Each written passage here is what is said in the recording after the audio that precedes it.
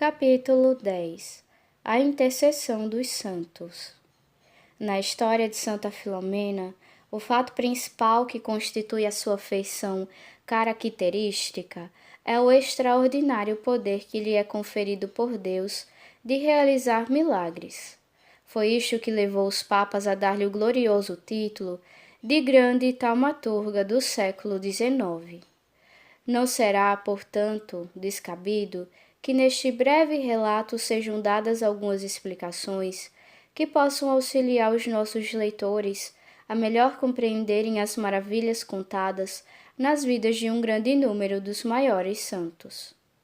A maioria dos cristãos, firmados como estão na sua fé, sem hesitar, admitem os prodígios realizados por intercessão dos piedosos servos de Deus.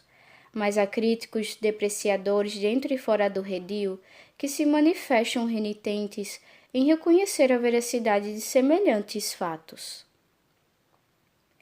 Causas secundárias. O primeiro quesito que sobre o assunto devemos formular é o seguinte: por que se recorre aos santos e não diretamente ao próprio Deus? É Ele o mais misericordioso Pai e Senhor de todos nós. Porventura os seus santos serão melhores ou mais generosos do que ele? A resposta não é difícil de encontrar. O Todo-Poderoso concede-nos os seus benefícios diretamente quando assim lhe apraz. No entanto, em sua onisciente providência, muitas vezes prefere transmitir as suas graças pelas mãos de sua Mãe Santíssima ou ministrada pelos seus anjos e santos sob outras formas, através de fatos secundários. Por conseguinte, rezamos aos santos por expresso desejo e determinação dele. No Velho Testamento, lemos como o profeta Eliseu curou Naamã, o leproso, não imediatamente por qualquer palavra ou ato pessoal, mas ordenando-lhe que se fosse banhar 7 vezes nas águas do Jordão.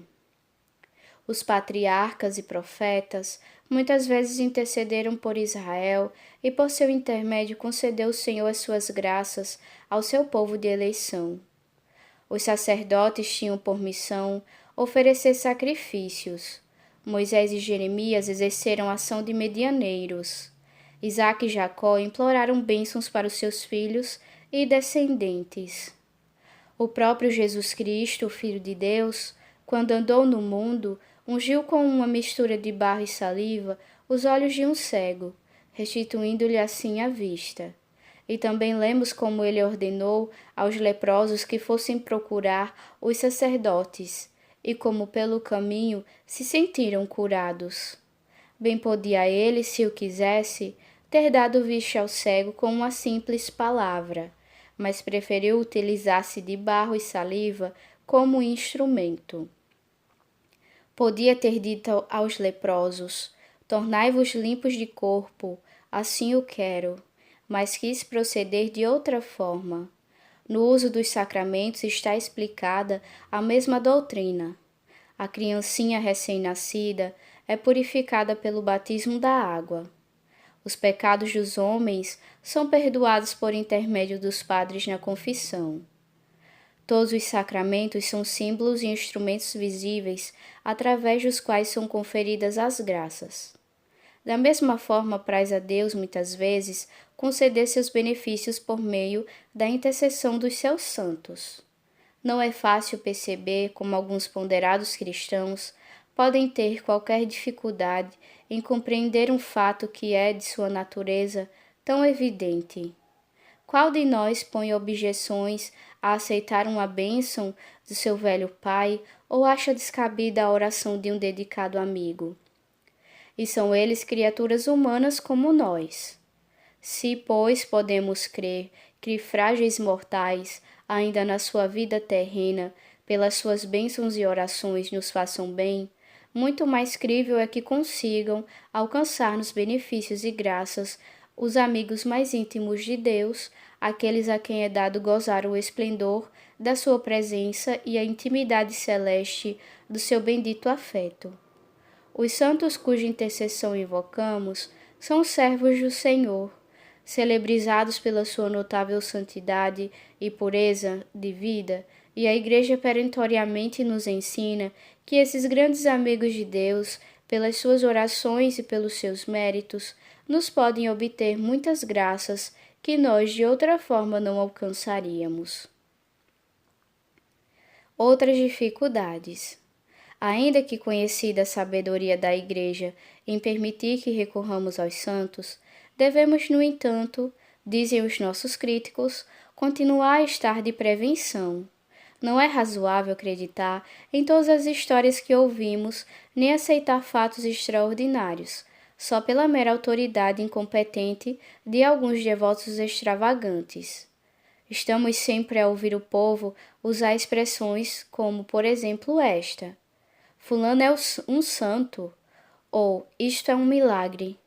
Evidentemente, nenhum homem de esclarecida inteligência pode acatar semelhantes decisões arbitrárias. Os nossos suscetíveis irmãos alimentam um receio inteiramente exagerado. O desejo de apurar a verdade temo-lo nós e muito mais a Santa Igreja. Por isso, em qualquer assunto, é a solene confirmação dos soberanos pontífices bem suficiente para dissipar esse receio. Quando chegamos ao perfeito conhecimento das precauções que a Igreja toma em tudo que diz respeito aos santos, as nossas infundadas dúvidas rapidamente desaparecem. Algumas explicações ajudarão os nossos leitores a julgar por si próprios. A canonização dos santos. O procedimento das congregações romanas no que se relaciona com o culto dos santos é tão rigoroso que não encontramos nada semelhante nos tribunais humanos. Quaisquer esforços indiscretos da parte de amigos, por melhores que sejam as suas intenções, no intuito de favorecer a causa de um santo, em vez de concorrerem para fazer avançar o processo, podem ser-lhe gravemente prejudiciais.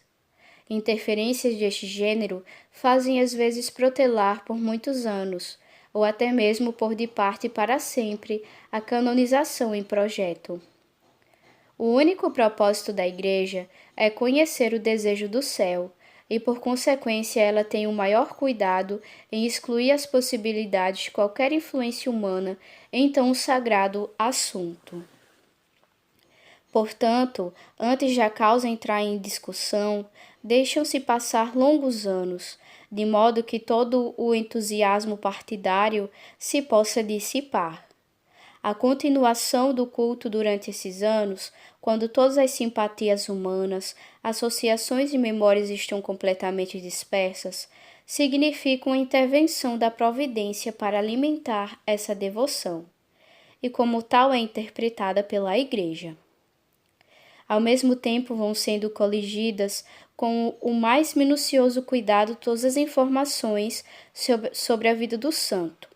E é feita esta análise tão escrupulosamente que nenhum mais insignificante fato possa ficar por averiguar, e até se provar em absoluto que o santo, cujo processo corre, não só foi eminente pela sua santidade, como também praticou todas as virtudes heroicamente. Em seguida, são os milagres a parte mais essencial. Por seu turno, é este ponto sujeito ao mais minucioso inquérito. Os fatos são examinados de modo a ficarem esclarecidas todas as dúvidas e têm de ser atestados por testemunhas de ilimitada confiança. O seu caráter milagroso, principalmente, tem de ficar acima de todas as suspeições possíveis. Finalmente, um dos mais hábeis e experimentados teólogos romanos é nomeado para aprofundar a causa, até ver se lhe descobre qualquer fraco capaz de afetar. As dificuldades que por ele forem levantadas têm de ser inteiramente rebatidas. As dúvidas que ele for apresentando têm de ficar completamente esclarecidas antes do processo poder ter andamento.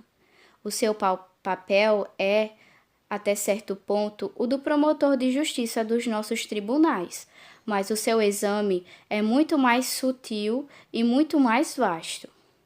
Chama-se-lhe em linguagem vulgar o advogado do diabo, porque é o legal opositor à canonização do santo, e tem por obrigação fazer tudo quanto esteja em seu poder para encontrar razões que possam impedi-la. O seu verdadeiro nome é Promotor Fidei, promotor da fé. Inúmeras causas têm ficado indefinidamente suspensas por dificuldade no rebater das dúvidas levantadas por esse minucioso investigador. Houve já quem notasse, e com toda razão, que ser-se canonizado é, só por si, um milagre, pois que o aparecimento de uma simples dificuldade na iniciação do processo é já suficiente, na opinião da Igreja, para o fazer retardar durante anos ou até mesmo séculos. Santa Margarida Maria, tão grande santa como era, morreu no ano de 1690 e só foi canonizada em 1919. Joana d'Arc morreu em 1431 e só depois de 5 séculos decorridos foi elevada às honras do altar. Alguns há, ainda que na verdade muito poucos, a cujo processo a Igreja deu muito mais rápido andamento. Isto, porém, não significa menor interesse pelos outros, mas sim que as provas a favor daqueles eram mais abundantes e evidentes, e a Igreja, interpretando os desígnios da providência, pode apressar as deliberações dos seus tribunais. A bem-aventurada Teresa de Lisieux apresenta-nos um destes casos. Nasceu, morreu e foi canonizada nos nossos dias. São Pedro Mártir, o grande santo dominicano, foi canonizado 1 ano depois de sua morte. A mãe de São Luís de Gonzaga assistiu à sua beatificação, mas ele não foi canonizado senão 4 séculos depois. Só quando o Papa e a Igreja e a Sagrada Congregação, constituída pelos mais eruditos e veneráveis teólogos, se declararem absolutamente satisfeitos, é que o santo é beatificado ou canonizado, e os fiéis são convidados a venerá-lo e a invocar a sua intercessão. Assim, portanto, quando em resposta a fervorosas súplicas, as orações do povo são ouvidas e extraordinários benefícios conferidos, estão os fiéis no seu pleno direito de acreditar piedosamente que essas bênçãos lhes são concedidas pelos méritos do santo, a quem eles tão confiadamente invocaram. Quando centenares e milhares de fiéis dirigem as suas súplicas a um santo e são atendidos da mesma forma excepcional, torna-se ele no que se chama um santo popular, e a sua intercessão é, naturalmente, implorada muito mais repetidas vezes. Convém compreender bem que os fiéis nunca devem arrogar-se o direito de classificar este ou aquele fato de milagre, pois que a Igreja reserva só para si esse direito. Se alguns católicos ignorantes, por mal entendido zelo, cometem a imprudência de usar a palavra milagre indevidamente, o seu ato é repreensível, mas não pode ser de modo algum interpretado como contrário à devoção com que se invocam os santos. Muito mais deplorável é a petulante crítica daqueles que, por frívolas ou imaginárias razões, desprezam o testemunho de autoridades competentes e a si próprios se constituem juízes de um assunto de que tão pouco percebem. Santos populares. Uma atenta leitura da história da Igreja mostra-nos que, em todos os tempos, Deus tem dado à cristandade notáveis santos a quem concede excepcional poder de distribuir as graças divinas de maneira especial. Por todo o mundo, se alguma coisa se perde, os fiéis para a acharem recorrem a Santo Antônio. Nunca o povo se cansa de contar os prodígios que ele opera.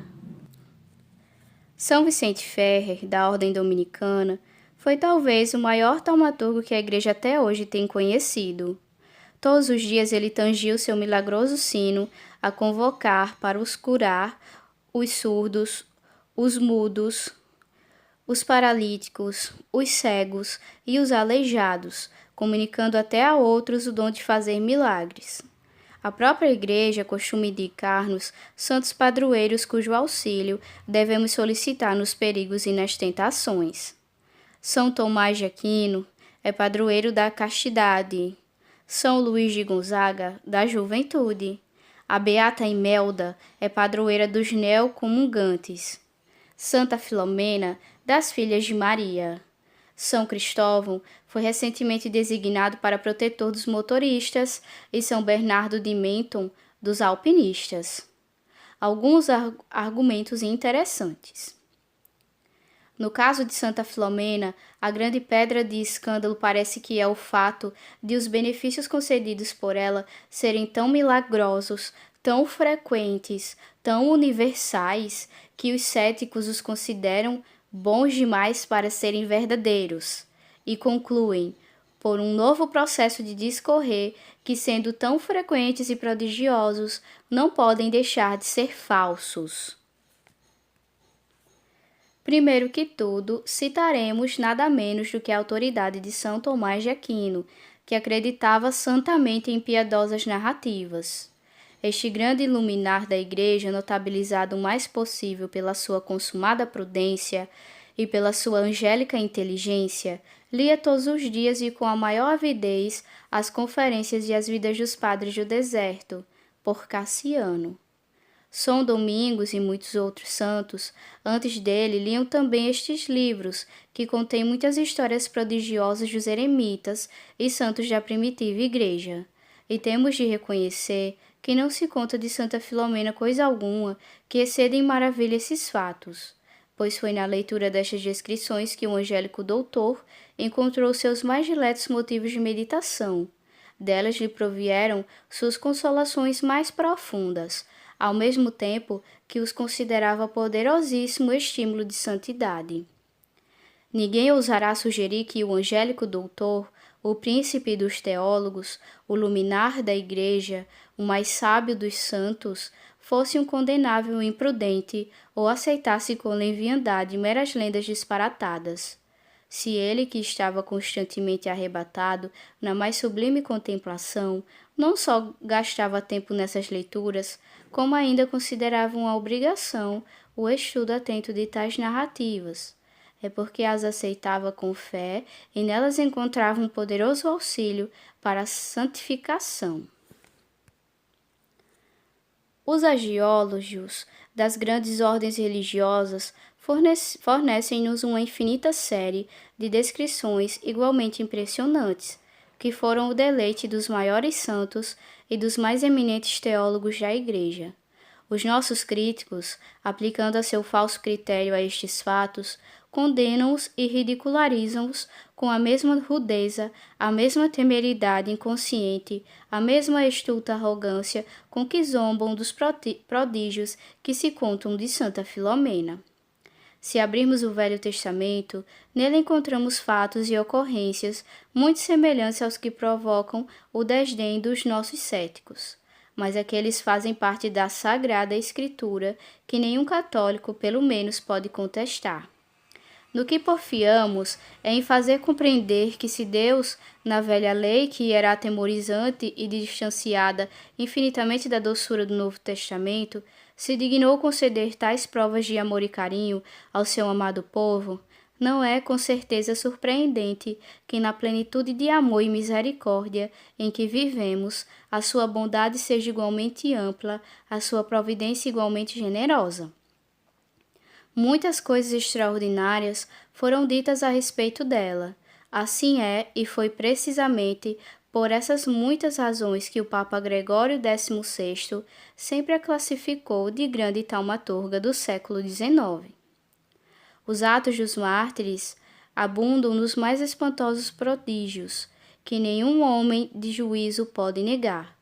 Eram produzidos esses casos assombrosos no anfiteatro de Roma, diante de multidões de espectadores pagãos que se edificavam e convenciam com eles até ao ponto de aos milhares se converterem, suportando por esse motivo os mais cruéis tormentos na defesa de sua nova crença.